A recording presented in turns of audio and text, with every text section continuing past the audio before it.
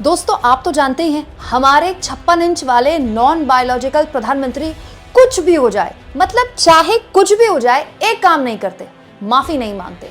प्रधानमंत्री मोदी माफी मांगे अगर किसी मामले में तो समझ लीजिए कुछ बहुत ही बड़ा हो गया। तो ऐसा लग रहा है कि वाकई में कुछ बहुत ही बड़ा हो गया है, इतना बड़ा जो बीजेपी या फिर एनडीए के संभाले नहीं संभल रहा। आज महाराष्ट्र में पालघर में कार्यक्रम में पीएम मोदी ने वो बोला जिसकी उम्मीद मैं तो नहीं कर रही थी। दोस्तों प्रधानमंत्री ने माफी मांगी, हाँ बिल्कुल, प्रधानमंत्री ने माफी मांगी और कहा कि उन्हें बड़ा दुख है। दोस्तों कुछ दिन पहले मैंने आपको ये खबर दिखाई थी, छत्रपति शिवाजी महाराज की वो मूर्ति जो 8 महीने पहले खुद पीएम मोदी ने जिसका उद्घाटन किया था, जिसका अनावरण किया था महाराष्ट्र के मालवण तालुका में, राजकोट में।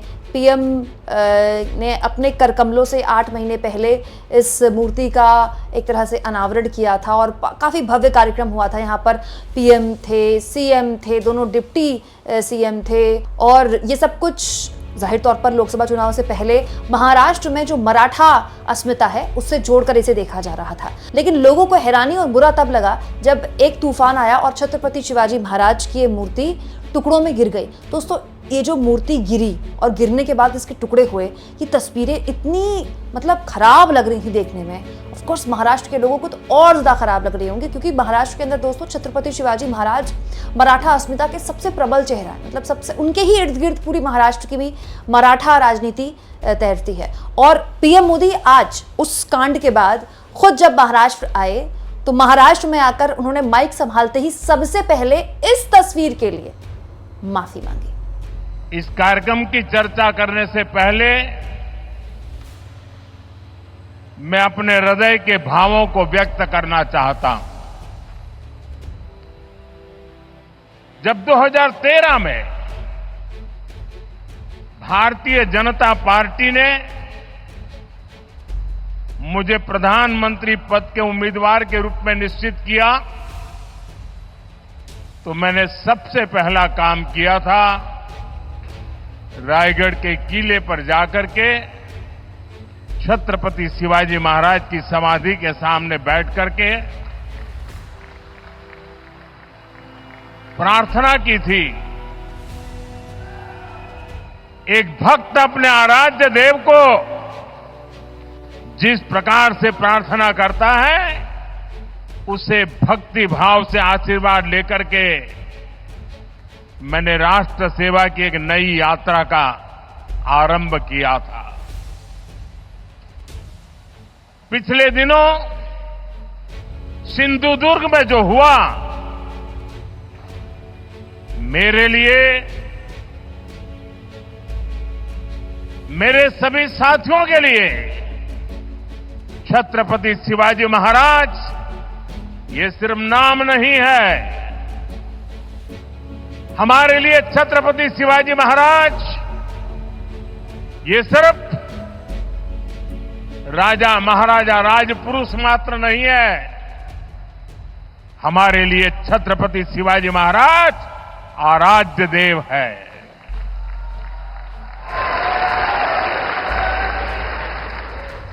और मैं आज सर झुका करके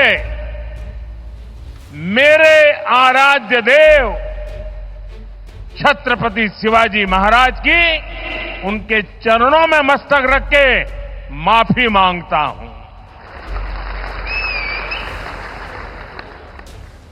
दोस्तों महाराष्ट्र के सिंधुदुर्ग जिले में जब 35 फीट छत्रपति शिवाजी महाराज की मूर्ति ढही थी तब से लगातार जो एनडीए सरकार है महाराष्ट्र के अंदर बहुत जबरदस्त बैकफुट पे है।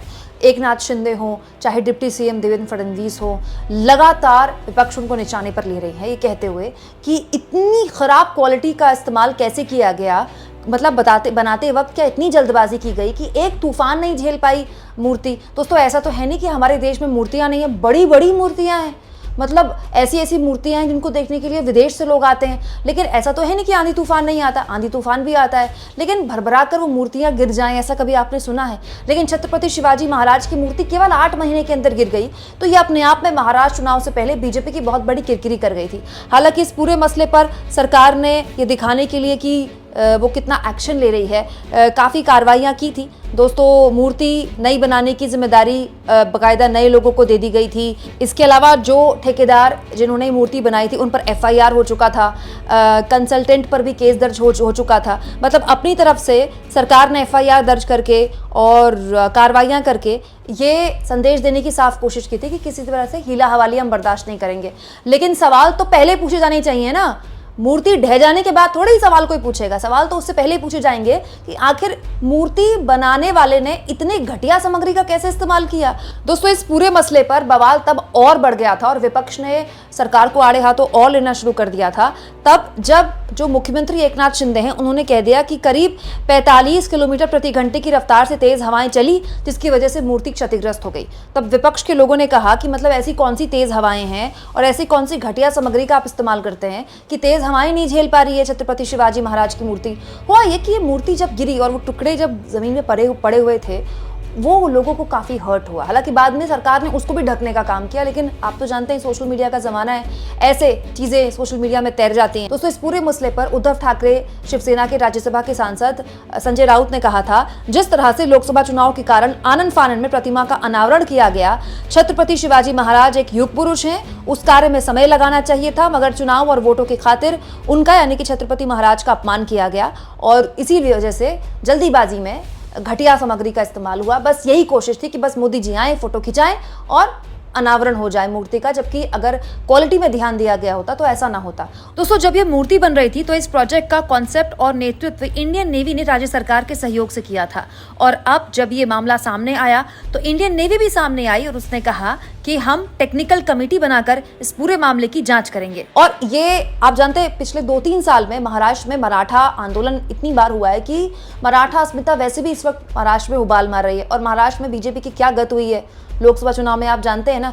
यूपी नहीं, महाराष्ट्र वो राज्य है जहां बीजेपी की बहुत बुरी गत हुई, बल्कि महाराष्ट्र में तो बीजेपी सिंगल डिजिट पर आ गई। तो बीजेपी भी समझ रही है कि नवंबर-दिसंबर में महाराष्ट्र में चुनाव हाथ से निकले तो मतलब एक बहुत इंपॉर्टेंट राज्य बीजेपी के हाथ से निकल जाएगा। और महाराष्ट्र अगर इंडिया गठबंधन के हाथ में आ गया तो आप समझ लीजिए एक बहुत इंपॉर्टेंट राज्य इंडिया गठबंधन के हाथ में आ जाएगा। और इसी के रिस्क भांपते हुए कि ये जो पूरा का पूरा सेंटिमेंट है, छत्रपति शिवाजी महाराज की मूर्ति का टूटना और उस पर बयानबाजियां होना और उस तस्वीर का वायरल होना, तो दोस्तों ये सब खतरनाक है, ना केवल एनडीए के लिए बल्कि खुद मोदी जी के लिए भी, क्योंकि मोदी जी खुद ही बता रहे हैं कि वो आराध्य की तरह है छत्रपति शिवाजी महाराज उनके लिए। दोस्तों, जिस तरह से छत्रपति शिवाजी महाराज की टूटी हुई मूर्ति पर मोदी जी को अब माफी मांगनी पड़ी, क्या ये माना जाए कि बीजेपी इस वक्त महाराष्ट्र में इतने बैकफुट में है कि मोदी जी को वो काम करना पड़ रहा है जो मोदी जी कभी नहीं करते, माफी मांगने का काम?